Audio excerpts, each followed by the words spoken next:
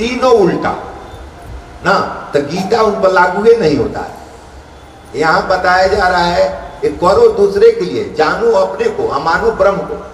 अब हम कहते हैं कि करेंगे अपने लिए, जानेंगे दूसरे को, हम मानेंगे परिवार को, तो गीता का कोई प्रभाव ही नहीं पड़ेगा ना। गीता का प्रभाव नहीं पड़ेगा तो गीते के दरमियान न प्रभु अपना साक्षात्कार कराए हैं, तो गीता का प्रभाव नहीं पड़ेगा, मतलब उनका साक्षात्कार भी नहीं होगा।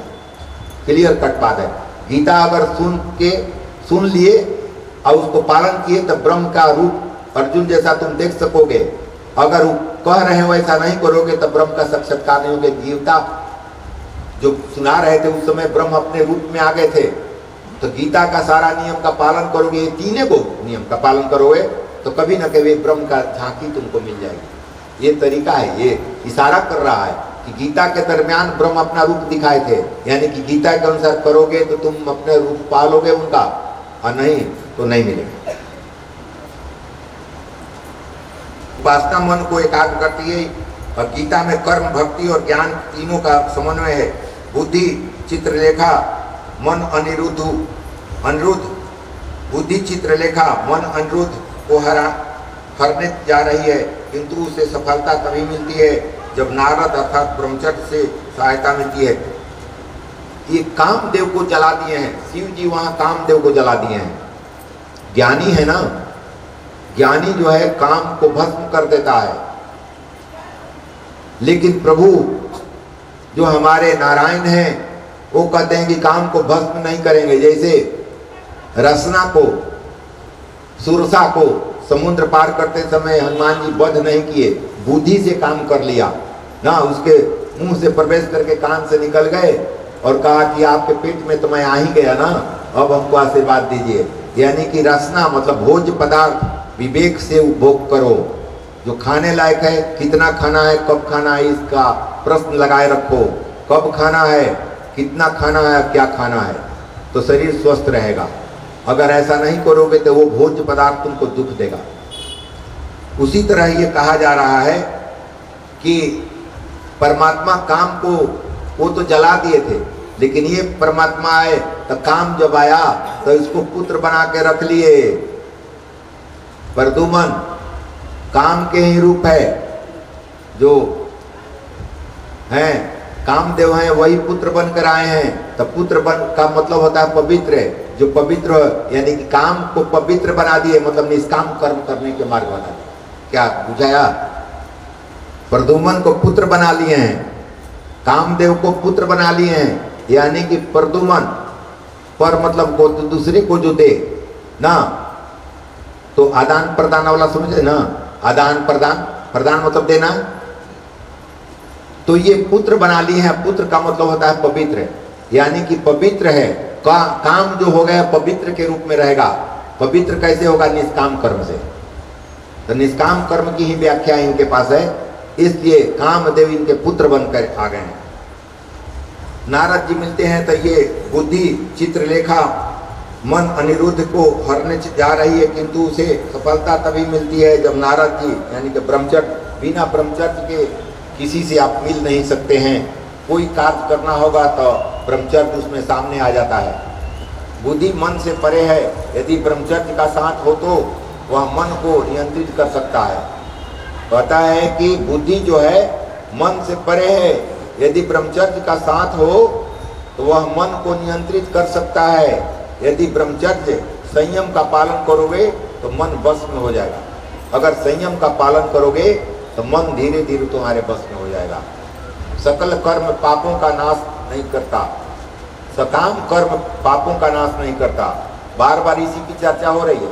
सकाम कर्म मतलब अपने फायदे का जो कर्म होता है, जो हमको फायदा होगा वही काम करेंगे, ये सकाम कर्म है। निष्काम कर्म है जो हमारे फायदा नहीं, किसी के भी फायदा हो हमने कर दिया ना। तो कहता है कि सकाम कर्म, बार बार चर्चा आ रही है, सकाम कर्म पापों का नाश नहीं कर सकता है। केवल प्रभु के हेतु किया गया सत्कर्म ही पापों का नाश कर सकता है।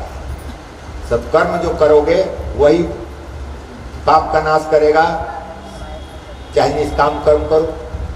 दान की गई वस्तु वापस नहीं ली जा सकती। देव धन का उपयोग विलास के हेतु नहीं किया जा सकता है।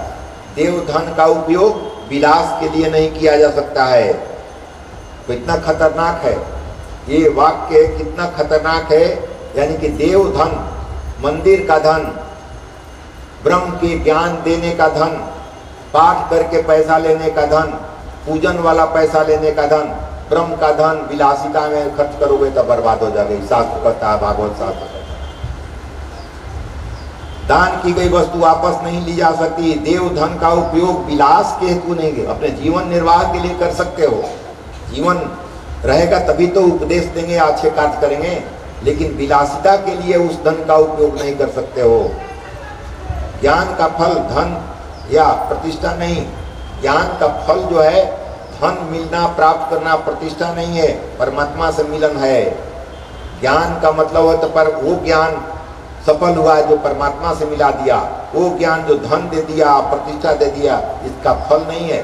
ज्ञान का फल ब्रह्म की प्राप्ति होना चाहिए। ज्ञान का फल पद पैसा प्रतिष्ठा नहीं होनी चाहिए। लेकिन इस समय धड़ल्ले से इसका उपयोग हो रहा है। ज्ञान इतना सुंदर बोलो कि करोड़ों रुपया ले लो, लाखों रुपया ले लो, पद पैसा प्रतिष्ठा मिल गया। तो पद पैसा प्रतिष्ठा अगर ज्ञान के बल पर तुम चाहते हो तो ब्रह्म नहीं मिलेगा। कहेगा कि जो तुमको मैं चाहता था वो मिल ही गया, तो मैं क्यों मिलूं। जीव यदि अपना जीवत्व भुला दे तो ईश्वर भी अपना ईश्वरत्व भुला कर आ जाते हैं जीव के पास। सुदामा के भाल पर लिखा था श्री क्षय। सुदामा जी का चरित्र में बताया, सुदामा जी के मस्तक पर लिखा था श्री क्षय, मतलब श्री धन का क्षय होगा, इसके पास ही दरिद्र रहेगा। जब श्री कृष्ण उनके पास भाल पर तिलक करने लगे, जब द्वारिका में गए सुदामा जी और उनके भाल पर जब तिलक करने लगे भगवान, तो देखे कि अरे ये तो श्री क्षय लिखा हुआ है ना। तो यक्ष उलट दिया, यक्ष श्री कर लिख दिया, वो उलट के लिख दिया यक्ष श्री, मतलब धन का मालिक हो जाएगा ना। अब वो कहते हैं कि जब माथा पर तिलक करने लगे सुदामा का, तो देखे कि अरे इसके माथा पर तो श्री का क्षय लिखा हुआ है, इसीलिए दरिद्र है।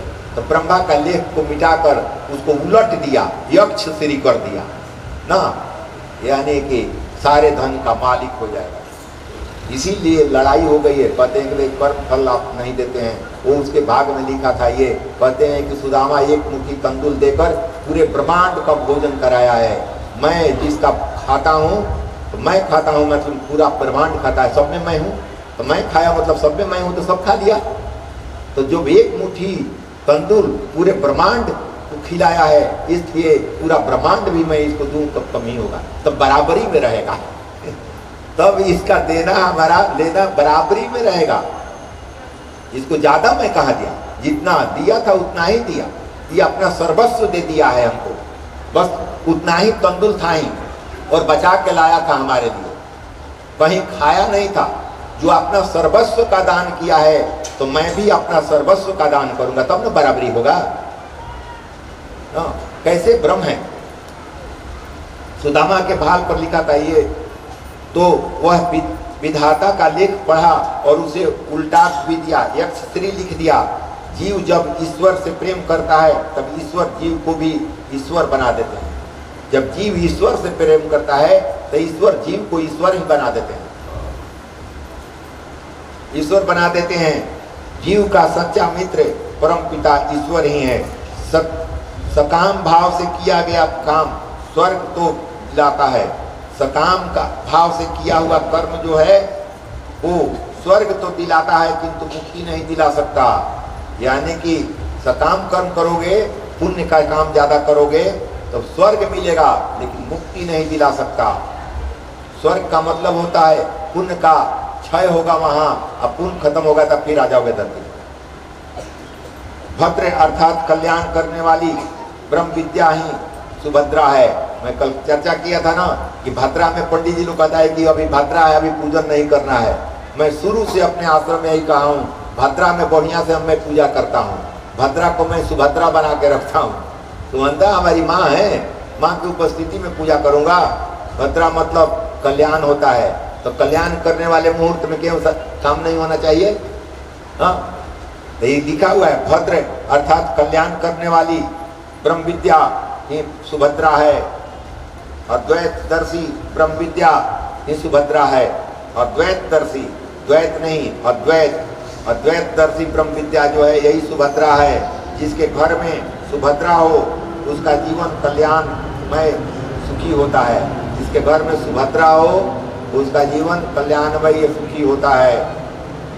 अर्जुन की भांति संन्यास लेकर तप करने वाले को ही सुभद्रा की प्राप्ति होती है। सुभद्रा का अपहरण हो रहा है। आए हैं अर्जुन सगरो घूम घाम के द्वारिका में और सुभद्रा का अपहरण करेंगे कि सुभद्रा से विवाह करनी है ना। तो कहते हैं कि अर्जुन की भांति संन्यास लेकर, सन्यासी अभी हो गए हैं, वो भ्रमण पर निकले हैं और तपस्या तप कर रहे हैं। तो कहते हैं अर्जुन की भांति संन्यास लेकर तप करने वाले को ही सुभद्रा की प्राप्ति होती है। मतलब कल्याण करने वाली विद्या मिलती है, कल्याण करने वाली विद्या प्राप्त होती है। ब्रह्म विद्या की प्राप्ति के लिए त्रिदंडी सन्यासी बनना पड़ता है, यानी कि काम क्रोध लोभ को त्यागना पड़ता है। त्रिदंडी मतलब हुआ काम क्रोध लोभ को त्यागना है, डंडा लेके चलना नहीं। त्रिदंडी का मतलब काम क्रोध लोभ का त्यागना है, त्रिदंडी है। ये दंड लेके चलना पड़े। वो दंड स्वतः स्वीकार किया है कि मैं इस पर पकड़े रहूंगा। ज्ञान मार्गी नेति नेति कहकर ईश्वर का वर्णन करते हैं। भक्ति मार्गी इति इति कहकर भगवान का वर्णन करते हैं। ज्ञान मार्गी नेति नेति कहकर करते हैं तो भक्ति मार्ग वाले कहते हैं इति इति। ये सारे जो ज्ञान है ये सारे ज्ञान मनुष्य के कल्याण के लिए हैं, ब्रह्म की प्राप्ति कराने के लिए हैं। अगर हमको ये याद रहता है तो ये आनंद देगा, अगर याद नहीं रहता है तो ये दुख देगा।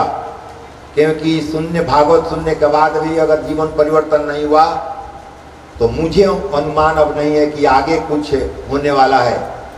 क्योंकि कथा कहानी मिलेगा लेकिन आपको ठोकर मारने वाला कोई नहीं मिलेगा कि क्या आपने गलत किया क्या सही किया। आप के जीवन में निर्विघ्न जीवन चले इसके लिए ये सब करना जरूरी है। हमारे देव में दो देव ऐसे हैं जो विघ्न विनाशक हैं। गणेश जी एगो हैं हनुमान जी, संकट मोचन इनकी पूजन होती है। उनका स्वभाव देखिए, संकट मोचन। कौन संकट का मोचन करेगा, निवारण करेगा? जो ब्रह्मचर्य का पालन करता है। और कौन करेगा? जिसको लड्डू प्रिय होता है। लड्डू का मतलब बूंदिया अलग अलग नहीं, सारी बूंदिया को एकजुट कर देने के बाद जो बनता है वो लड्डू कहलाता है। तो हमारे दोनों देव को, विघ्न विनाशक को लड्डू प्रिय है और हनुमान जी को भी लड्डू प्रिय है। यानी कि सारे घर के, समाज के सारे सदस्य एकजुट अगर आएंगे तो विघ्न खत्म हो जाएंगी। ये सांकेतिक भाषा है। मोदक प्रिय है गणेश जी को भी और हनुमान जी को भी मोदक प्रिय है। बूंदिया अलग अलग नहीं, जो बंधी हुई है, यानी कि परिवार के सभी सदस्य एकजुट हैं, एकमत हैं तो संकट स्वतः खत्म हो जाएगी, विघ्न स्वतः खत्म हो जाएंगे। लेकिन परिवार के सदस्य अगर बूंदिया बने हुए हैं, अलग अलग हैं तो संकट, हनुमान जी कहते हैं कि मुझे ये भाता नहीं है, मुझे तो लड्डू प्रिय है। गणेश जी कहते हैं कि मुझे भी नहीं भाता, मुझे तो लड्डू प्रिय है। इसलिए गणेश जी की कृपा और हनुमान जी की कृपा नहीं हो सकती है। स्वभाव बदलना होगा।